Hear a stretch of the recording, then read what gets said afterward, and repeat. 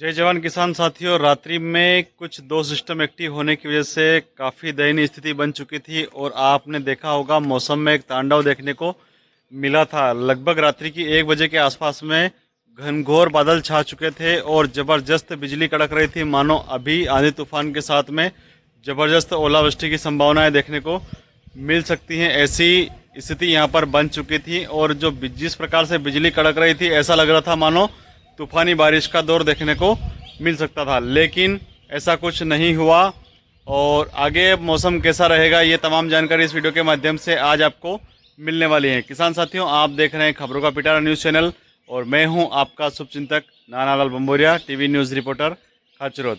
चलिए आगे मौसम की शुरुआत करते हैं। उसके पहले आप सभी से आग्रह करना चाहूँगा, इसी प्रकार से समय समय पर अलर्ट रहने के लिए आप मेरे चैनल को सब्सक्राइब कर लीजिएगा, ताकि समय रहते आप सभी लोग अलर्ट हो सकें और किसी भी प्रकार का नुकसान होने से पहले आप सभी लोग सावधान हो जाएं और उसके इंतजाम कर सकें।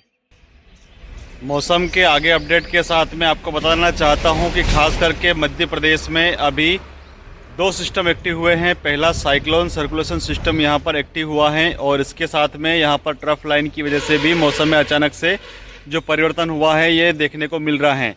और जैसा कि मैंने 14 दिन पहले ही आप सभी को अलर्ट किया था कि 19 और 20 तारीख को मध्य प्रदेश का मौसम ख़राब रहेगा। इसी कड़ी में बीच में एक छोटा सा अपडेट भी आया था कि इसमें कहीं ना कहीं बारिश की जो संभावना है वो टलती हुई नज़र आ रही है।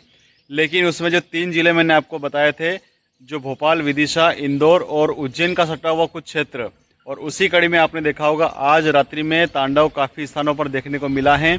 काफ़ी किसानों के मैसेज आ रहे हैं कि रात्रि में उनके यहाँ पर हल्की बारिश हुई है और खेतों में जो खुले में उनके प्याज पड़े हुए हैं या शादी ब्याह के जो समय में यहाँ पर व्यवधान उत्पन्न होता हुआ कहीं ना कहीं नज़र आया है। इसी कड़ी में आपको बताना चाहता हूँ कि आज 20 अप्रैल हो चुकी हैं। हालांकि कुछ स्थानों पर आखातीज का पर्व 19 अप्रैल को भी मनाया गया है और कुछ स्थानों पर आज भी मनाया जा रहा है। ऐसे में आप सभी को आज लगभग 2 बजे तक सावधान रहना है। उसके बाद में अगर आपके यहाँ बूंदाबांदी नहीं होती है और मौसम अगर साफ रहता है तो उसके बाद में मौसम खराब होने की संभावनाएं नहीं बन रही हैं। लेकिन खास करके जो जिले प्रभावित होने वाले हैं उन्हें बताना चाहता हूं कि उज्जैन का जो आधा जिला है, जो खास करके दक्षिणी क्षेत्र से जुड़ा हुआ रहता है उसमें, और इंदौर, भोपाल, विदिशा ऐसे ज़िले हैं जहां पर हल्की बूंदाबांदी की संभावनाएं आज 20 अप्रैल को भी देखने को मिल रही हैं। ऐसे में आपके यहाँ अगर मंगली का आयोजन है तो आपको निश्चित तौर पर सावधान रहने की आवश्यकता है।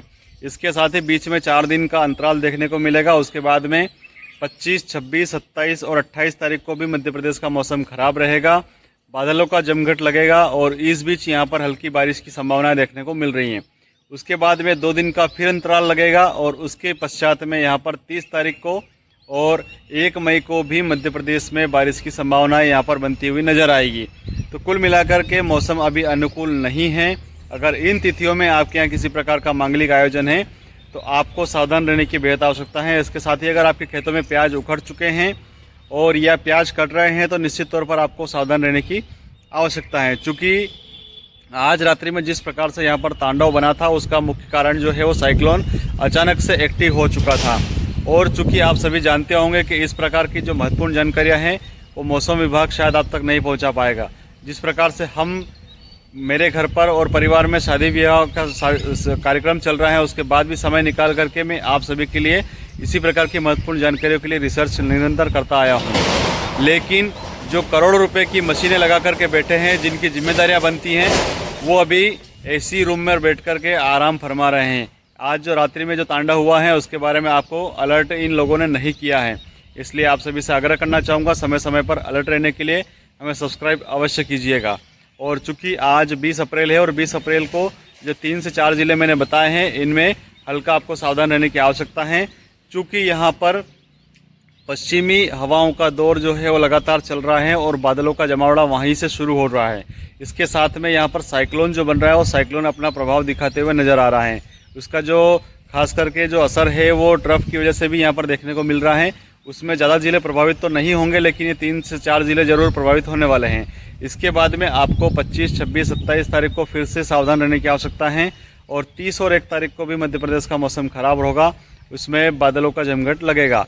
इस बीच में जो अंतराल रहेगा उसमें आपको लू के थपेड़े का सामना करना पड़ सकता है। अगर आप दोपहर के समय में किसी प्रकार की यात्रा अगर करते हैं तो निश्चित तौर पर आपको सावधान रहने की आवश्यकता है, चूँकि बीते 2 दिनों में मुझे भी लू लग चुकी थी और चूँकि मैंने पूरी सावधानी रखी थी, उसके बाद भी पता नहीं क्या सिस्टम ऐसा बना कि मुझे अपने आगोश में ले लिया और जैसे तैसे फिर स्वास्थ्य ठीक हुआ। उसके बाद में मैंने आपके लिए लगातार अपडेट देना शुरू किया है और चूँकि आपके यहाँ पर अभी मांगलिक आयोजन भी चल रहे होंगे, ऐसे में आप सभी से आग्रह करना चाहूँगा कि खुले स्थान पर कोई भी सामग्री नहीं रखें और ख़ास करके जब बिजली कड़के उस समय आपको मोबाइल का इस्तेमाल नहीं करना है।